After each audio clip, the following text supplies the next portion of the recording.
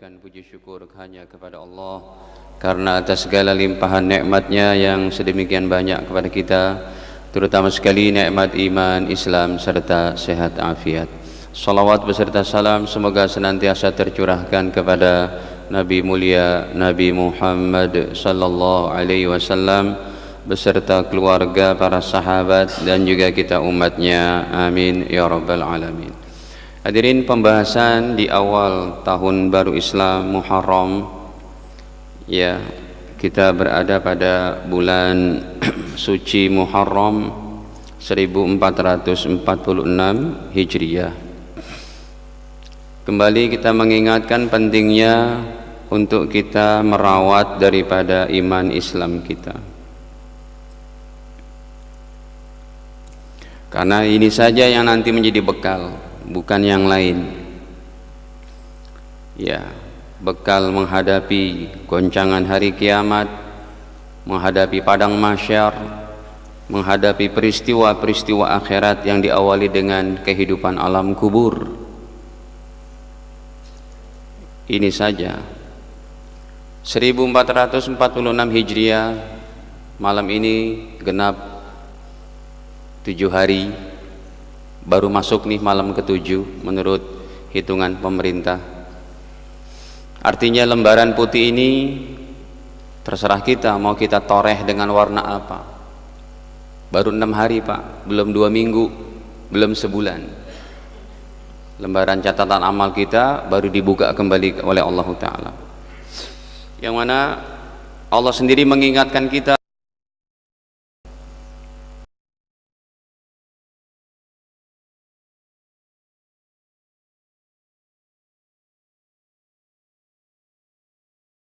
terus, kata Allah,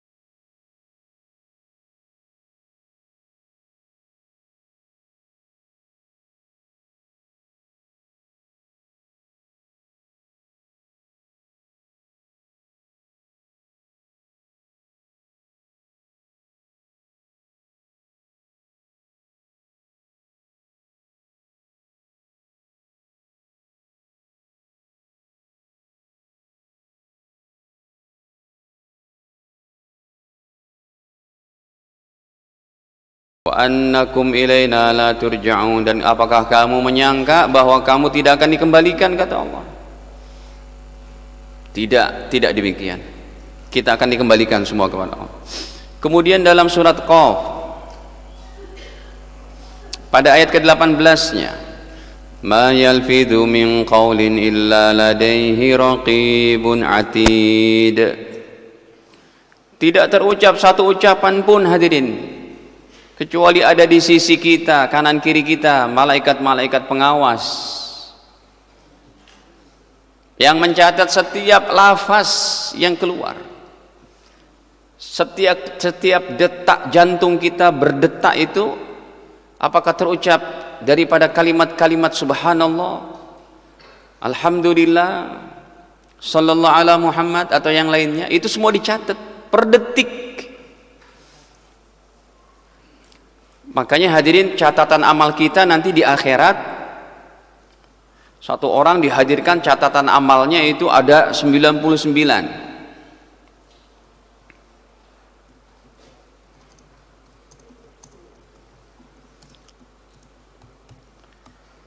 99 lembar.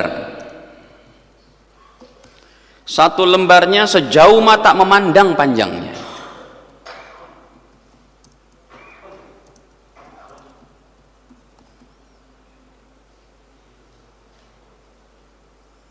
Satu lembarnya sejauh mata memandang. Kalau kita keluar nih, kita lihat langit, itu kan sejauh mata memandang. Itu satu lembarnya. Kenapa begitu panjang banget satu lembarnya? Karena malaikat mencatat per detik. Ini all in nih Pak, all in. Kajian kita 1 jam ke depan sampai Isya. Dari kita sholat maghrib, itu all in sudah kebaikan semua. Ya. Sekalipun seumpamanya ada 1-2 yang ngantuk, yang agak mikir-mikir apa gitu dalam kajian gitu, tapi tetap sudah all innya kebaikan semua. Ngantuknya di majelis ilmu, ya terlelapnya di majelis ilmu lebih baik ketimbang di majelis TV depan di majelis TV di rumah sana. Baik, nah hadirin, jadi refleksi daripada Muharram 1446 Hijriah ini, kita mau rawat iman kita.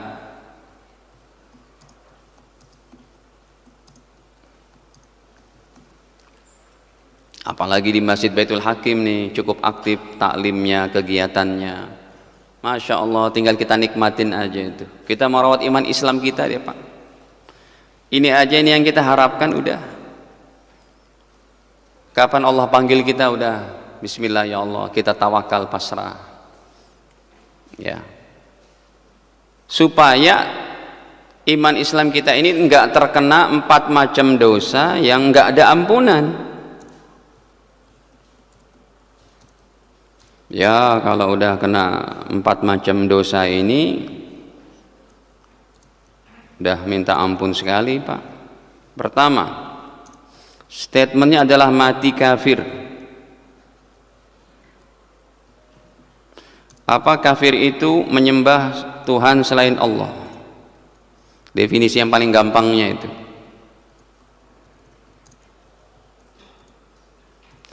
Ini ada dalam Ali Imran 91. Yang kedua, mati musyrik. Definisi musyrik yang paling gampang adalah menyekutukan Allah.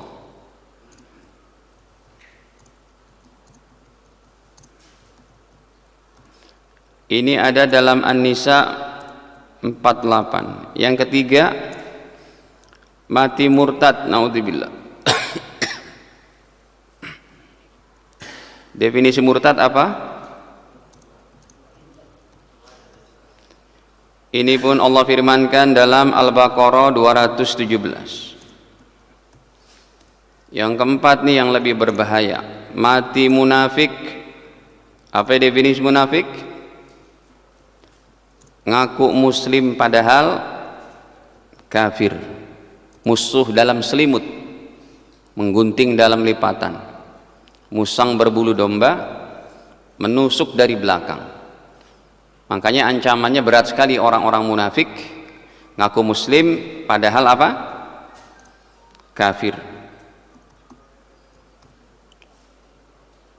Mereka ikut sholat bersama Nabi di Masjid Nabawi, mereka tinggal di Madinah bersama Nabi, padahal kafir mereka itu. Nah hadirin, ya, contohnya yang pertama, kalau seorang sudah mati, statementnya mati Pak. Kalau dia belum mati, dia punya 4 sifat dosa kayak begini, tapi bertobat, insya Allah diterima oleh Allah. Banyak tuh ayatnya tentang penerimaan tobat apapun dosanya. Kalau mati, habis harapannya. Coba kita buka dulu dalam Ali Imran berapa tadi? 91. Innalladzina kafaru, sesungguhnya orang-orang kafir, wa matu wa hum kuffar. Ada tuh tulisannya. Ya, wa matu, dan mereka mati, orang-orang kafir mati, wa hum kuffar, dalam keadaan kafirnya.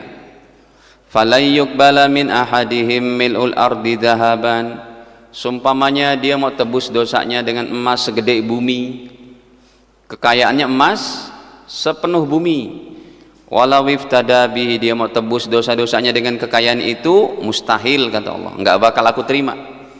Ulaika lahum adabun alim, bagi mereka siksa yang teramat pedih. Wa ma lahum min nasirin, enggak ada seorang penolong pun. Tuh, penolong terbaik nanti kita akan bahas Nabi Muhammad SAW. Enggak diizinkan juga oleh Allah Ta'ala. Turun ayat-ayatnya untuk baginda Nabi SAW. Turun ayat-ayatnya untuk baginda Nabi dan umat Islam, supaya haram mendoakan, menolong orang-orang yang mati dalam keadaan ini. Yang kedua, yang mati musyrik, An-Nisa 48. Innallaha la yaghfiru ayyushraka bih, sesungguhnya Allah tidak mengampuni dosa yang namanya syirik. Wa yaghfiru ma duna dzalika liman yasha, datang ke dukun, datang ke goa-goa, ya, meyakini benda ini bisa memberikan manfaat dan mudarat. Naudzubillah. Kalau mati dalam keadaan begini, innallaha, sesungguhnya Allah, la yaghfiru ayyushraka bih, tidak mengampuni dosa yang namanya syirik. Wa yaghfiru ma duna dzalik liman yasha, dan Allah mengampuni dosa selain itu. Wa may yusyrik billahi, dan siapa yang menyekutukan Allah dengan Tuhan yang lain, faqad iftara isman azima, sungguh dia telah berbuat dosa yang teramat besar. Yang ketiga, orang yang mati dalam keadaan murtad. Ini hadirin, jaga keluarga kita, anak cucu kita, pendidikannya, pergaulannya. Kalau mereka sudah minta pindah agama, la haula wala quwata illa billah. Ada sepasang suami istri datang kepada kami, Pak Ustadz, anak kami mau pindah agama Pak Ustadz. Ya Allah, sekolahnya di international school, terkontaminasi dengan kelasnya yang rata-rata non muslim. Bapak Ibu harus berusaha keras supaya jangan murtad. Gak bakal ketemu kita sama anak cucu kalau mereka mati dalam keadaan itu. Allah yang memvonisnya, coba kita lihatkan dalam Al-Baqarah 217. Nggak bakal dapat penolong tuh di akhirat.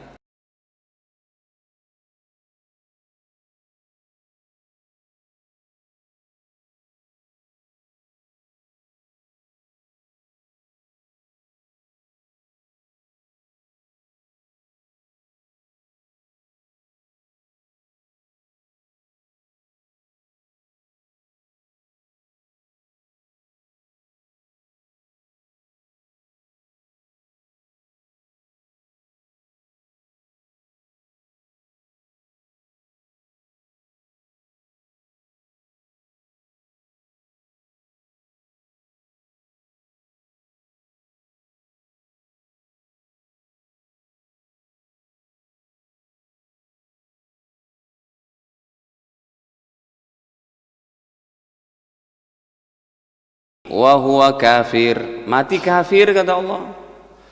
Fa habitat a'maluhum fid dunya wal akhirah. Orang murtad habis amal-amalnya ketika masih Islamnya. Pernah haji, pernah puasa, habis. Wa ulaika ashabun nar, orang murtad penduduk neraka. Pak, yang bilang, yang vonis siapa Pak? Ulama, ustadz, kiai, atau Allah? Hum fiha khalidun. Apa arti khalidun? Kekal, gak ada penolong lagi tuh. Bahkan yang nomor 4-nya ini yang lebih berat dari 3 pertama. 3 pertama aja udah berat, tapi yang nomor 4 lebih berat. Kenapa lebih berat? Karena Allah vonis nerakanya paling bawah, di keraknya neraka itu. Innal munafiqin, sesungguhnya orang-orang munafik, fid darkil asfali minan nar, berada pada neraka paling bawah. Diulang lagi oleh Allah, walan tajida lahum nasira, enggak ada penolong pun satu orang pun. Nah, ini kita rawat Pak iman Islam kita. Bentar aja deh Pak, ya, istiqomahin diri kita di tahun baru Islam ini. 1446 kita mau catatan kita putih bersih semuanya. Paling enggak tuh B+ lah. Jangan ada yang C atau D. Jangan 5 ke bawah lah Pak. Paling bisa, paling tidak 7 ke atas. Ya, our life is our choice. Kehidupan kita pilihan kita. Ya, nggak bisa berpangku tangan mengandalkan takdir, tidak boleh. Udahlah Ustadz, kalau emang takdir saya masuk surga, saya nggak pernah ke Masjid Baitul Hakim juga pasti masuk surga.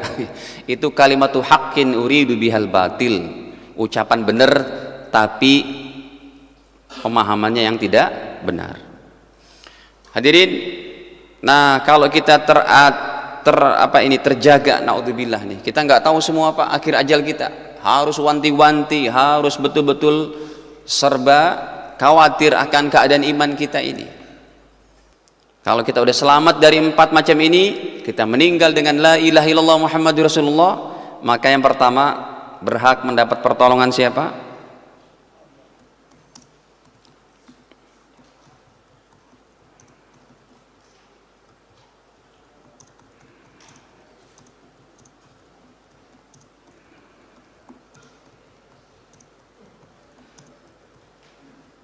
Nih,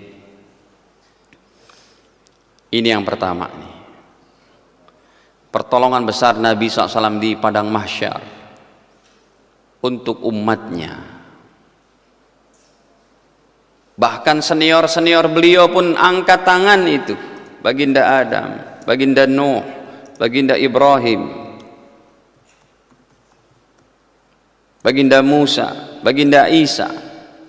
5 besar nih, 5 besar Nabi terbaik angkat tangan di padang mahsyar, nggak berani kami berikan pertolongan. Hadis sahih riwayat Imam Bukhari pada 4435. Coba kita buka hadisnya.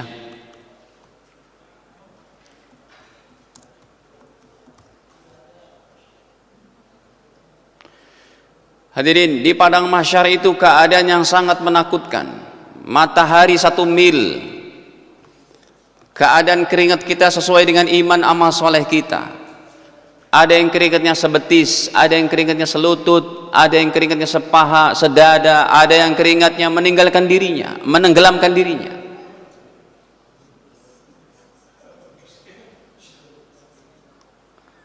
Apa dek?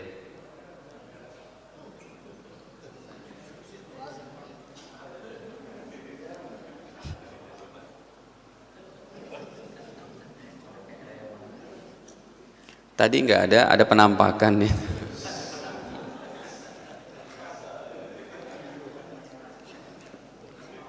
Ya. Nah hadirin, dalam keadaan seperti ini manusia dalam keadaan yang takut bukan main.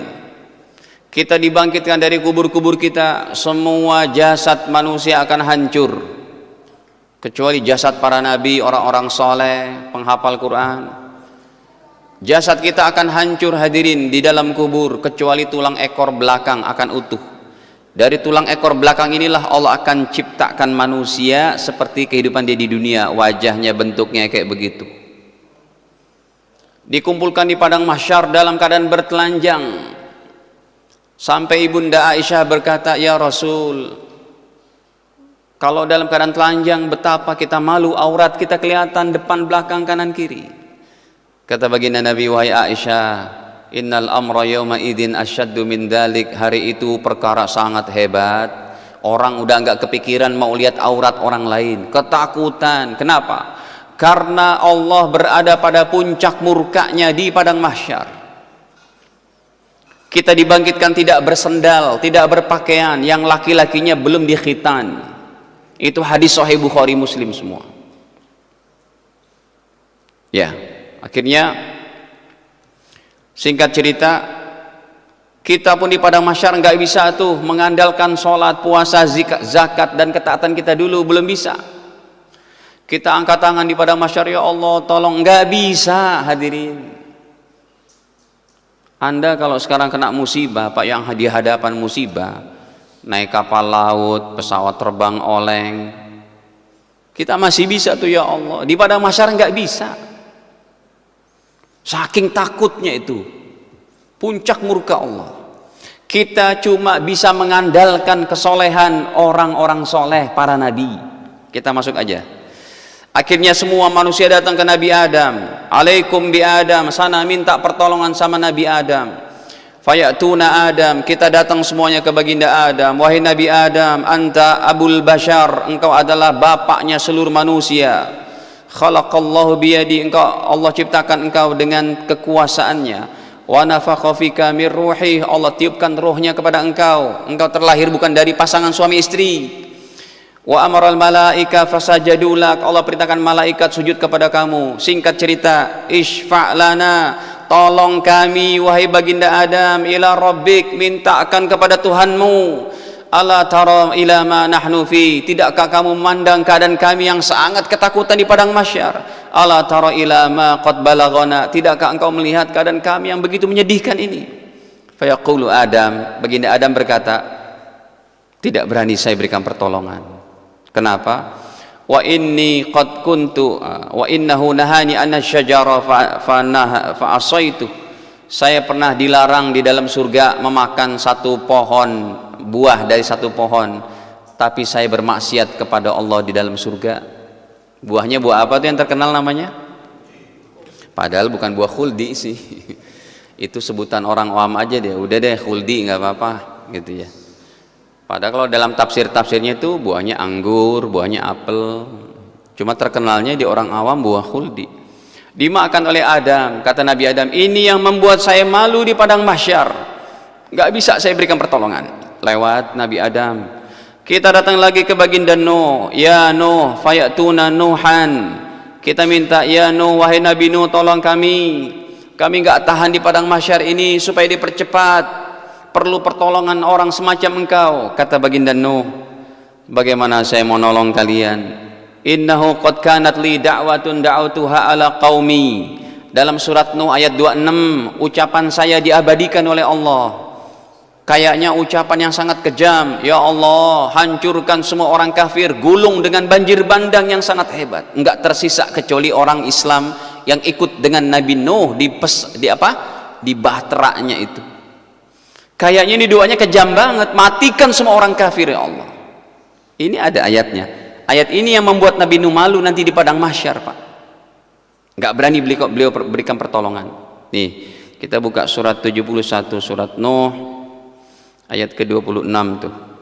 Rabbi la tadhar 'alal ardi minal kafirina dayyara. Ya Allah Rabbi, la tadhar, jangan engkau sisakan. Bayangin Pak, jangan disisain satu orang kafir tuh. Ya, 'alal ardi, di permukaan bumi ini, minal kafirina, dari orang-orang kafir, dayyara, sapu bersih. Innaka in tadarhum yudillu ibadak, karena kalau engkau sisakan satu orang kafir, dua orang kafir, yudillu ibadak, mereka cuma menyesatkan hamba-hambamu. Wala yalidu illa fajiran kafara, dan mereka tidak melahirkan anak-anak generasi kecuali kafir juga, fajir juga, durhaka juga. Tapi doa ini yang menjadi Nabi Nuh malu. Akhirnya beliau katakan, saya tidak berani, saya malu kepada Allah. Sana minta sama Nabi Ibrahim, kita berangkat. Ya Ibrahim, wahai baginda Ibrahim, anta nabiyullah, engkau adalah nabi Allah, wa khaliluh, dan kekasihnya Allah. Tolong kami wahai baginda Ibrahim. Kata baginda Ibrahim, wa inni qad kuntu kadzibtu salas kadibat, saya juga enggak berani berikan pertolongan kepada kalian karena seumur hidupku saya berbohong 3 kali. Nabi Ibrahim umurnya 100 tahunan, bohongnya 3 kali. Kita bohongnya berapa kali? La haula wala quwata illa billah. Ini yang menjadi beban Nabi Ibrahim. Bohong pertamanya sebenarnya bukan bohong bener-beneran, Pak. Bohong pertamanya itu beliau ditanya, siapa yang hancurin berhala ini? Baginda Ibrahim katakan, tuh yang gede tanya gitu. Padahal maksudnya sebuah kata kiasan, coba tanya sama yang gede kalau bisa ngomong. Orang nggak bisa ngomong kok disembah gitu maksudnya. Yang kedua ditanya istrinya.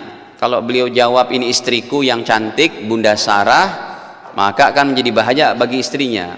Maka beliau tidak menjawab ini istriku, tapi ini saudariku dalam Islam.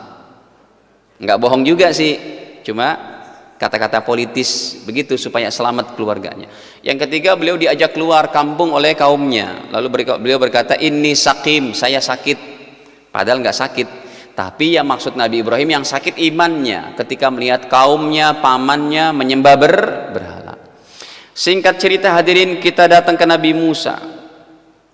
Nabi-nabi yang udah saya sebutkan gelarnya apa Pak? Ingat, Nabi Adam la ilaha illallah, Adam Sofiyullah, la ilaha illallah Nuh Najiullah, la ilaha Ibrahim Khalilullah, Musa sekarang la ilaha illallah Musa Kalimullah.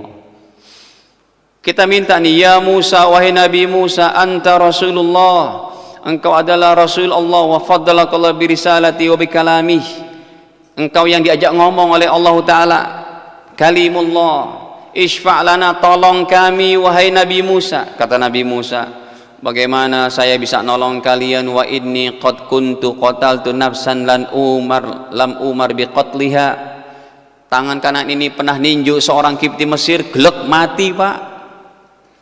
Kuatnya tenaga Nabi Musa, saya cari dalam hadis-hadis kekuatan tenaga Nabi Musa, ternyata setara dengan 4.000 laki-laki seperti Anda itu. Pantaslah sekali tonjok anak buahnya Fir'aun semaput glek. Ada dalam ayatnya. Surat Al-Qasas ayat ke-25 tuh.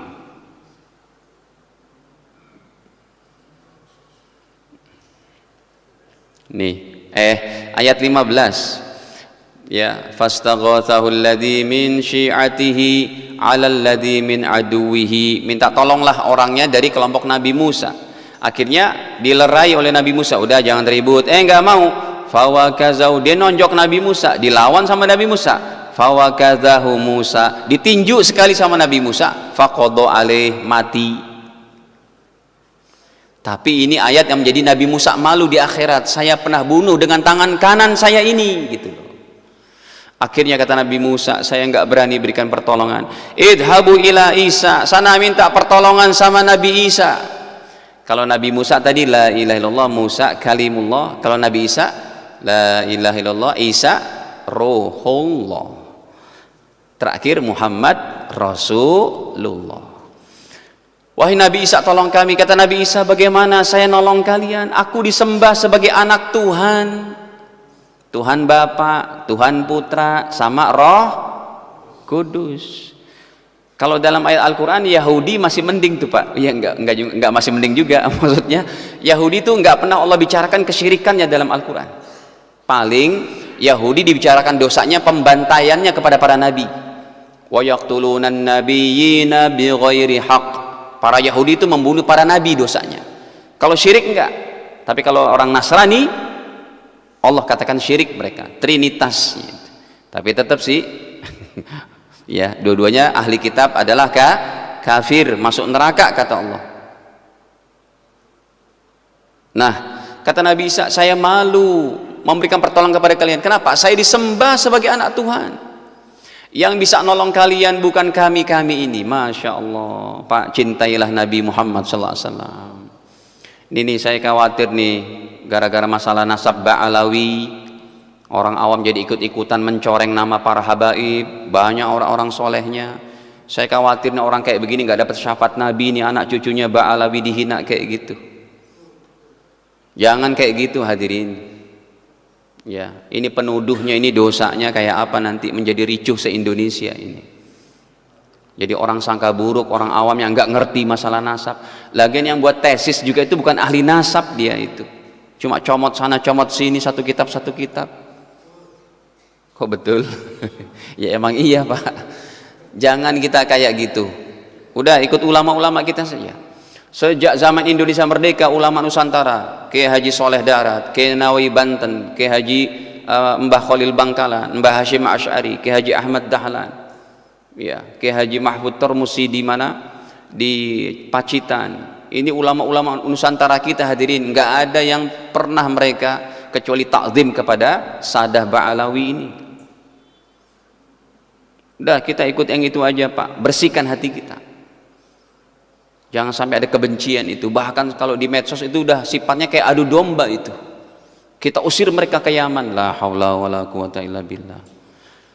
Pak Soekarno aja mau baca teks proklamasi yang perintahkan hari Jumat jam 9 pagi Ramadan tanggal 9, Habib Ali Kuitang itu kan, betul nggak Pak? Rumah yang dipakai itu rumah orang Yaman. Pegangsaan nomor 56 itu rumah siapa? Pengusaha Arab. Namanya siapa? Ini pada lupa sejarah semua. Umar Martak, yang keponakannya rumahnya di Tebet, Pak Yusuf Martak, tahu? Udah, kita jadi satu kesatuan negara Indonesia, nggak usah begitu.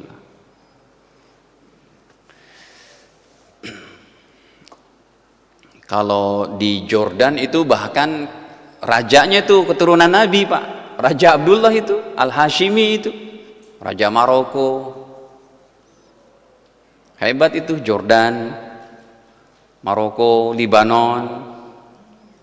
Para sadah anak cucu Nabi itu jadi kepala pemerintahannya semua itu, termasuk Raja Abdullah. Makanya kalau Anda pergi ke Jordan dapat visanya itu ya, Al-Bilad Al-Urduniyah Al-Hashimiyah gitu.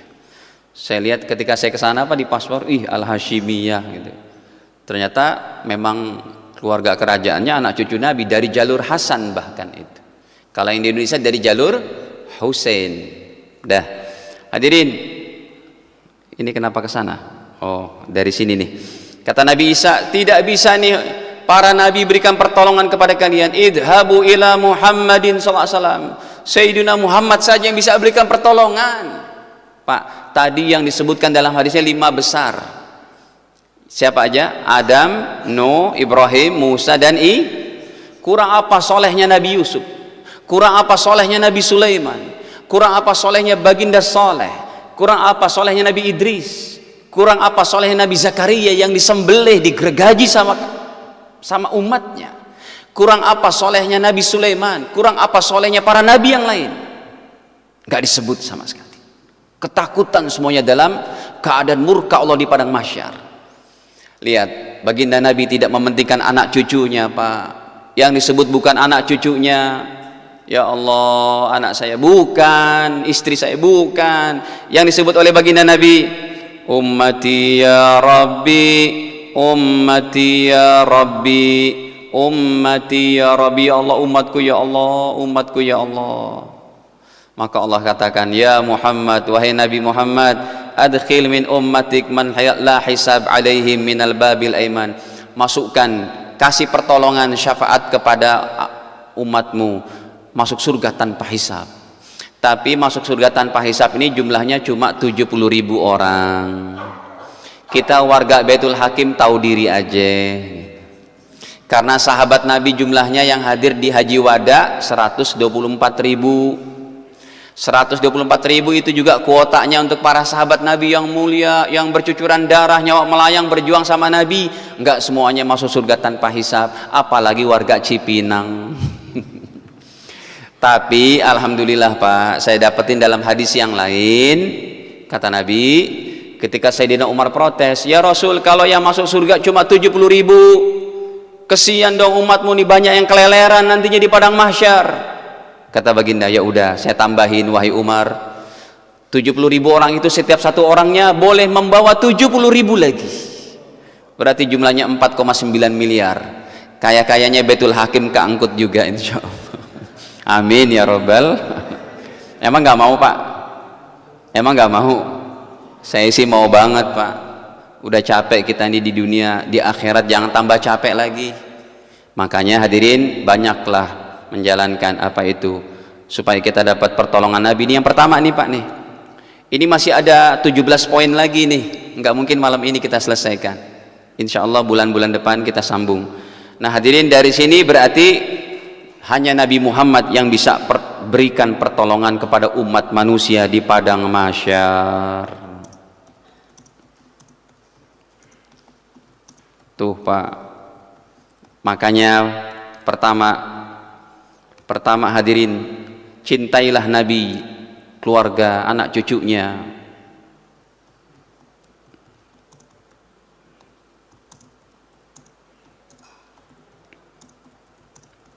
Anak keturunannya, cintai mereka. Yang kedua hadirin, hidupkan sunnah Nabi dalam diri kita. Baca Quran, berzikir, sholawat, akhlak baik. Hidupkan sunnah Nabi dalam diri kita. Yang ketiga hadirin, perbanyaklah baca sholawat. Tadi habis asar bapak-bapak baca enggak sholawatnya menghapus dosa 80 tahun? Ayo lupa lagi. Emang kajiannya harus diulang terus ini. Habis asar jangan tinggalin baca sholawat 80 kali. Siapa yang baca itu 80 kali diampuni dosa 80 tahun. Apa baca doanya? Salawatnya. Allahumma salli ala Muhammadin abdika wa nabiyyika wa rasulikan nabiyyil ummi. Salawat ummi. Ini saya tampilin kitabnya kalau nggak percaya Pak. Kitab daripada Imam Ghazali Ihya Ulumuddin yang ditahqiq oleh Imam Al-Iraqi, dinyatakan hasan oleh Imam Ibnu Nu'man, riwayatnya Imam Daraqutni. Ini karena hari Jumat tadi tuh, saya ingetin lagi deh, penting nih hadirin. Udah hari-hari kita sibukin amalan aja Pak.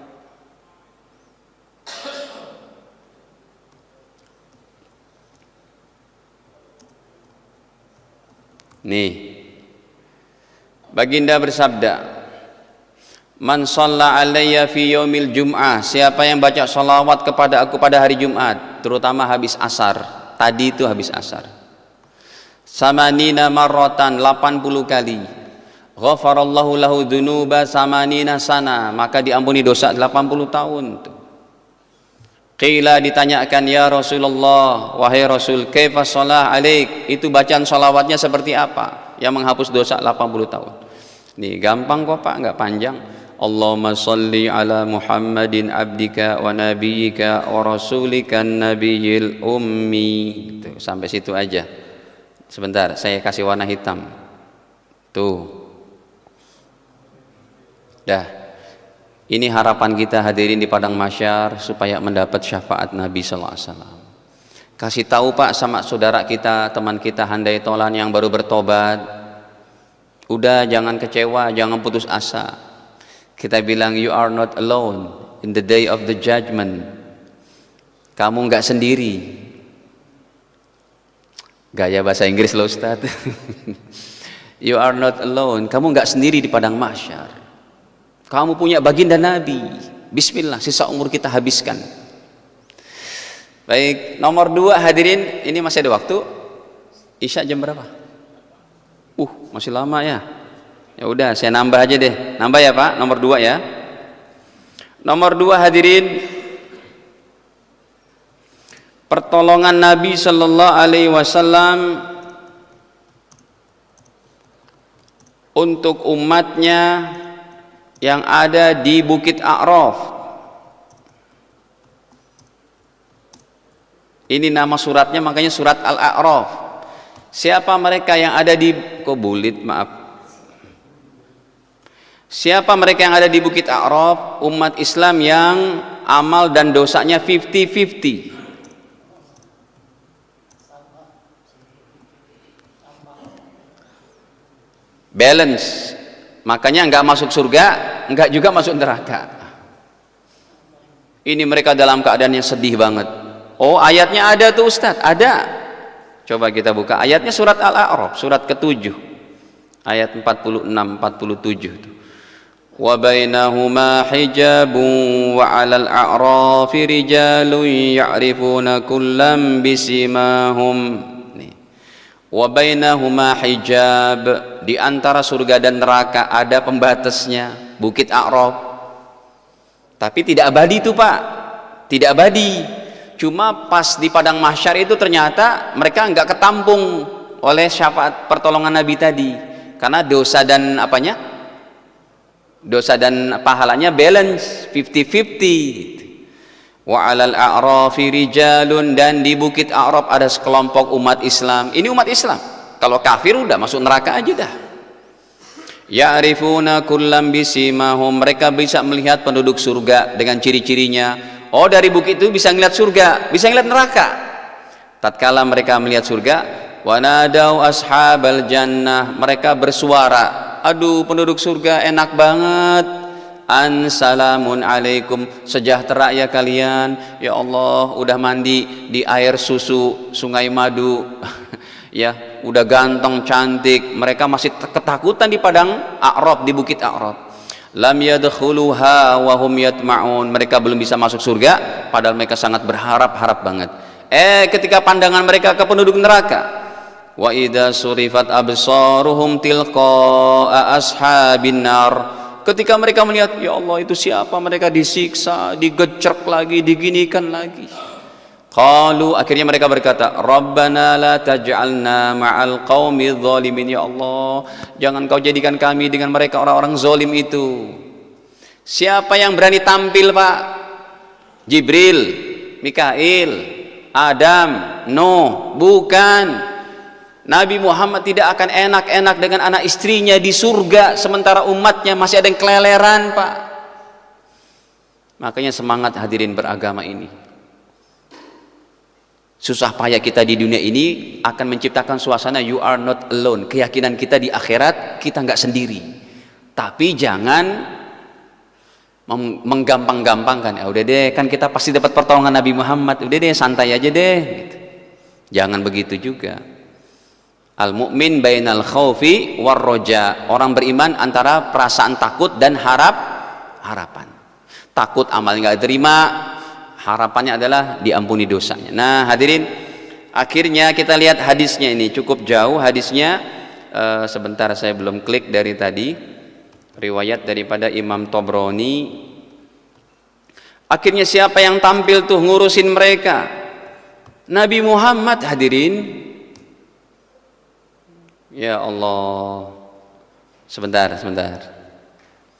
Riwayat Imam Tobroni nomor 11.454. Nih kisahnya nih, lanjutannya nih. Akhirnya kata Nabi, ya, wa ashabul a'raf yadkhulunal jannah. Akhirnya penduduk Bukit A'raf yadkhulunal jannah, bisa masuk surga. Dengan siapa? Bi syafaati Muhammad, dengan syafaatku kata Rasul. Tuh yang nomor 2 tuh. Makanya kalau kita tahu kayak begini Pak, kita timbang-timbang amal kita yang dosa dulu, udah bertobat nasuha aja supaya habis sudah tuh. Ini berarti dia dosanya belum bertobat, makanya pahalanya apa? 50, dosanya juga 50. 50. Cukup ini dulu saja, nanti kita buka sesi tanya jawab pas setelah adzan. Udah kan? Tuh udah pas.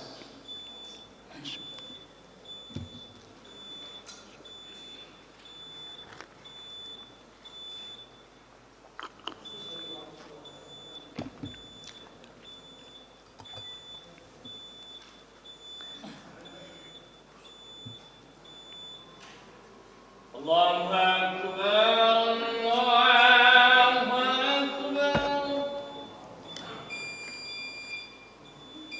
Allahu Akbar,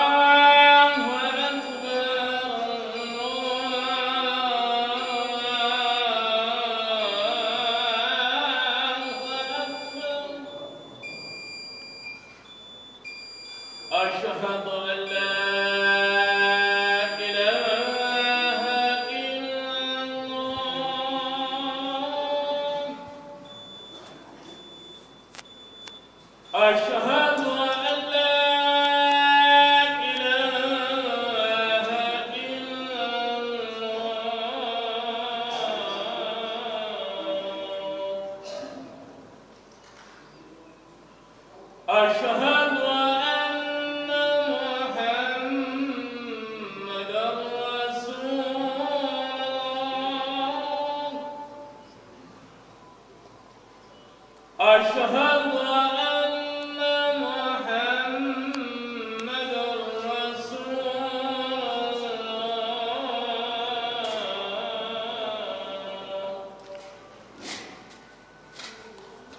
حي على الصلاة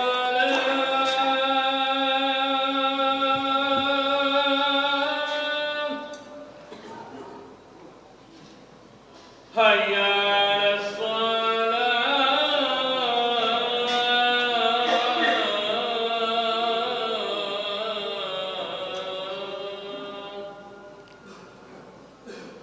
حي على الفلاح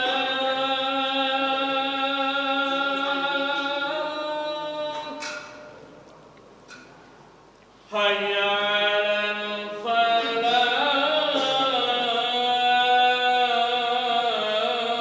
الله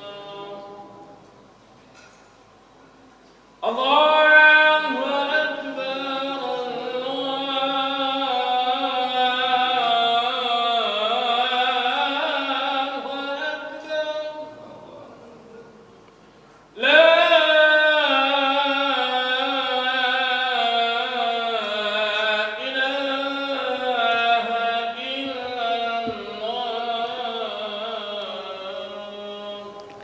لا إله إلا الله اللهم رب هذه دعوات التامة وضيل الشر إنك لا تخلق Baik hadirin, ini kita baru sampai nomor 2 ya. Jadi yang nomor 2 pertolongan Nabi untuk umatnya yang ada di Bukit Al-A'raf. Ada yang mau ditanyakan silakan.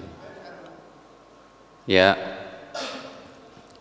Assalamualaikum warahmatullahi wabarakatuh. Waalaikumsalam.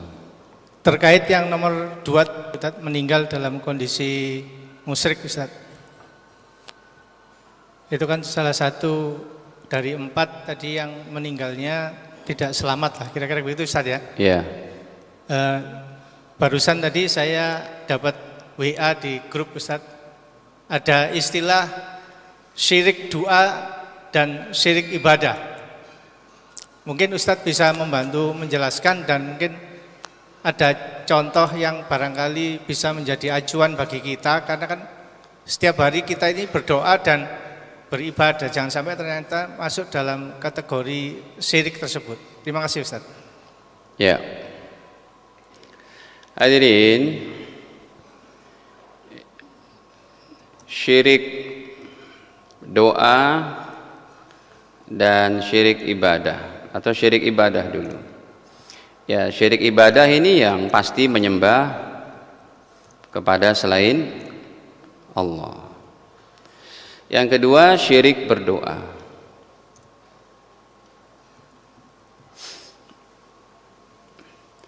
Syirik berdoa ini maksudnya adalah yang mutlaknya itu dipahami oleh para ulama meminta kepada selain Allah. Hanya saja ada orang-orang yang mudah menyatakan statement syirik kepada orang yang berdoa dengan cara bertawassul. Nah, ini tuduhan keji kepada umat Islam. Berdoa dengan tawassul itu tidak syirik. Kenapa? Coba lihat. Berdoa dengan tawassul, ya Allah, saya datang ke makam Sunan Gunung Jati.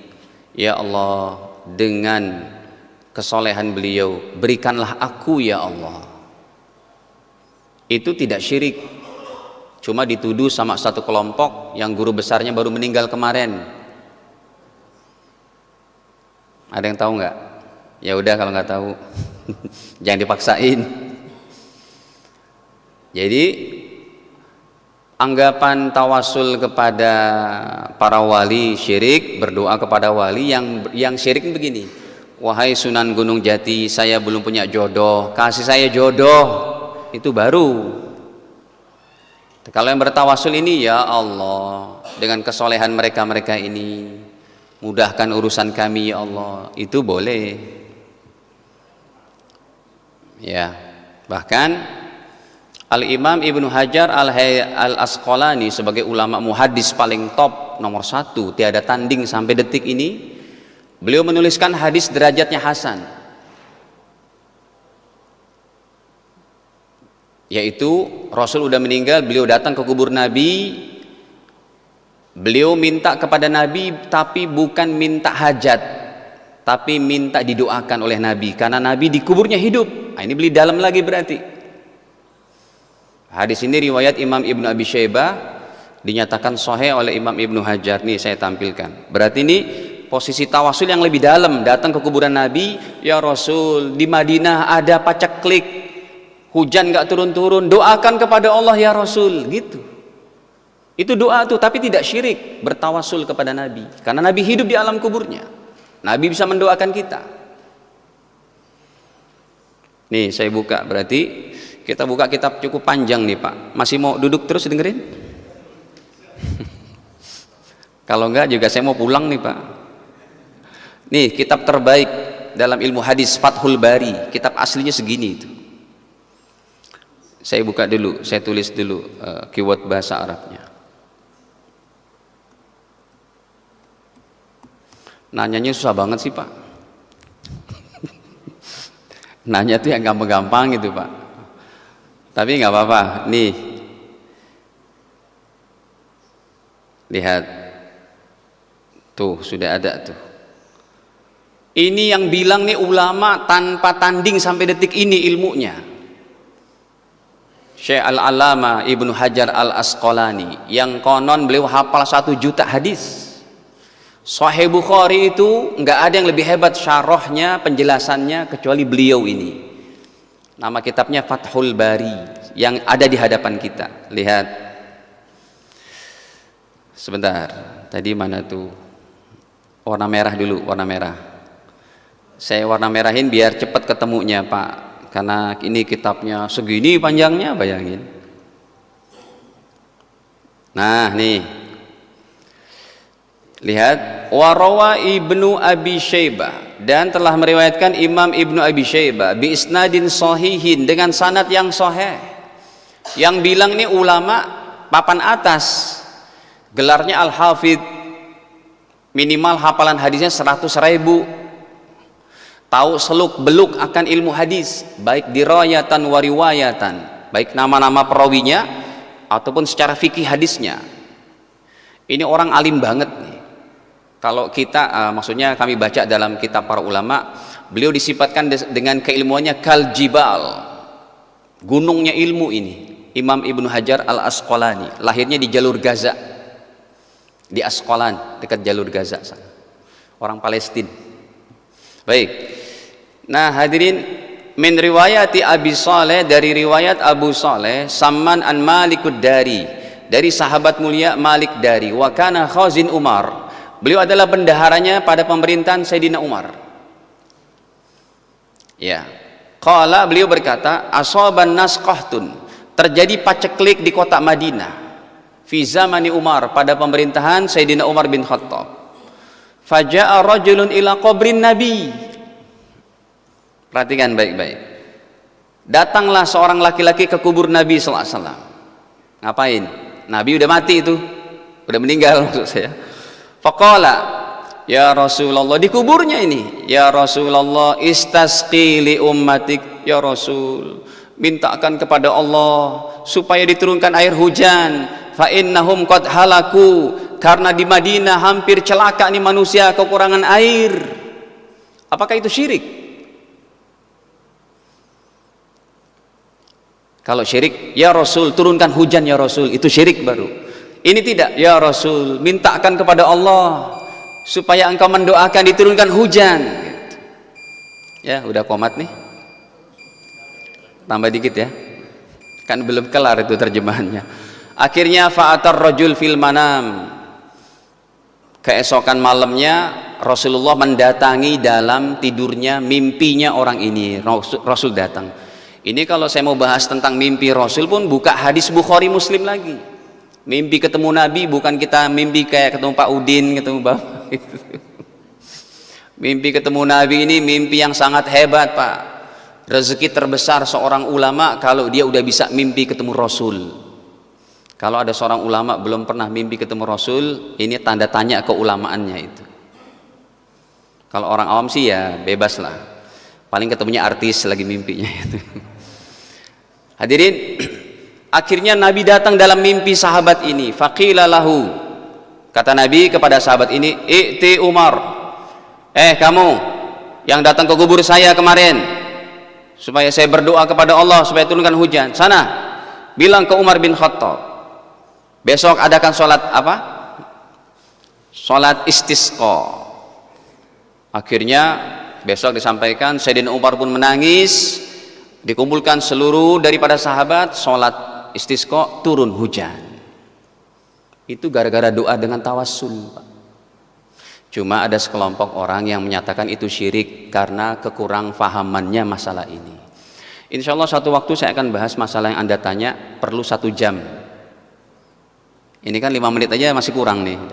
Hadanallahi wa majma'in, kekurangan dimaafkan, dan kita akhiri dengan kafarah majelis. Subhanakallahumma bihamdik, asyhadu an la ilaha illa anta astaghfiruka wa atubu ilaik. Wassalamualaikum warahmatullahi wabarakatuh.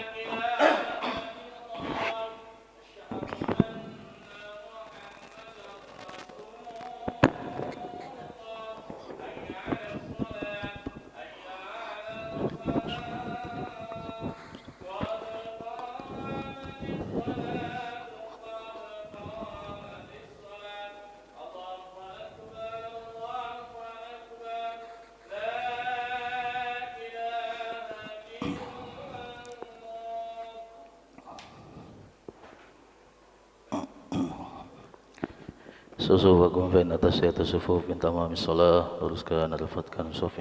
Lurus lafad.